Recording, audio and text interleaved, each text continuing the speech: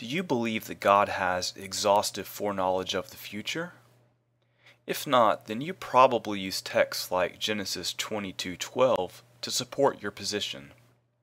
It reads as follows: Do not stretch out your hand against the lad, and do nothing for him. For now I know that you fear God, since you have not withheld your son, your only son, from me. And since Jehovah responds with, Now I know that you fear God, some conclude that this proves God's limited knowledge of the future.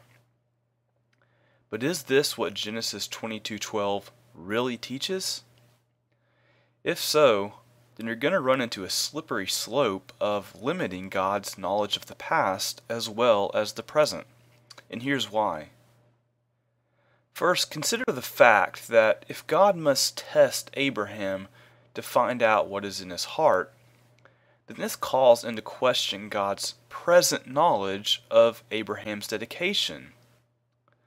And if you think that this isn't the case, that God must still see if Abraham passes the test, consider the following scriptures. 1 Chronicles 28:9 reads, For Jehovah searches all hearts, and understands every intent of the thoughts. If you seek him, he will let you find him. But if you forsake him, he will reject you forever.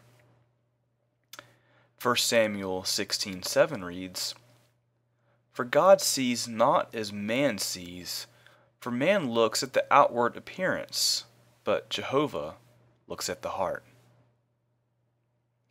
Now, do these texts not teach that God fully knows the hearts of men?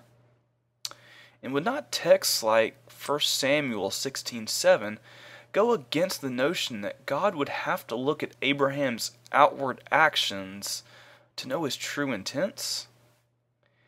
And would this not also mean that God knows the state of Abraham's heart better than Abraham himself? Next, let's consider the objection that God needs this test to know for sure whether Abraham really fears God. Now, is it really reasonable to think that only when Abraham raises the knife to kill Isaac does God then learn that he fears him? And if you think so, please bear in mind the following points as we consider this question. First, in Romans 4:18 through 22, Paul tells us that Abraham had strong faith in God in keeping his promise in providing a son for him despite Sarah's old age.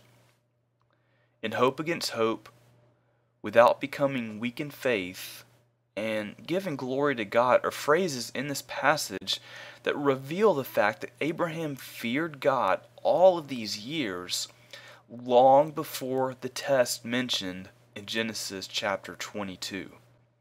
In fact, it's noteworthy that Paul uses Abraham's example to illustrate the true nature of saving faith. So clearly, God knew about Abraham's faith and saw it fit to use as an example without even mentioning the Isaac incident. That is, if Abraham's faith is not good enough to prove to God his faithfulness prior to the sacrifice, then why would God use this as an example of what true saving faith really means?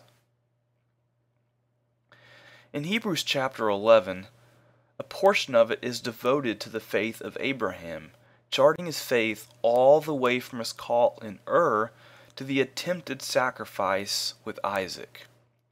And throughout all of these examples is a constant pattern of faith in God. So clearly, God already knew this about Abraham. But let's look at this a little more closely. Hebrews chapter 11 verse 19 says that he, speaking of Abraham, considered that God is not able to raise people even from the dead, from which he also received him, speaking of Isaac, back as a type. So when exactly did Abraham, quote, consider that God is able to raise people even from the dead?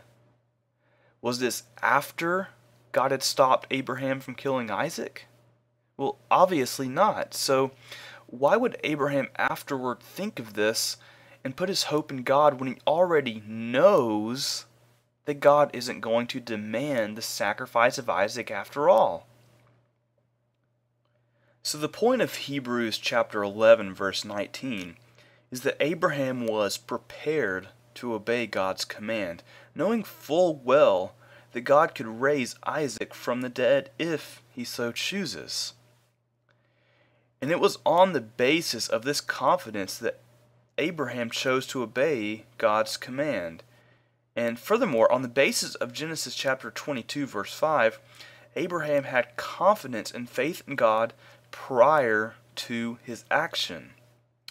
So clearly, God already knew this about Abraham and needed no further confirmation through testing.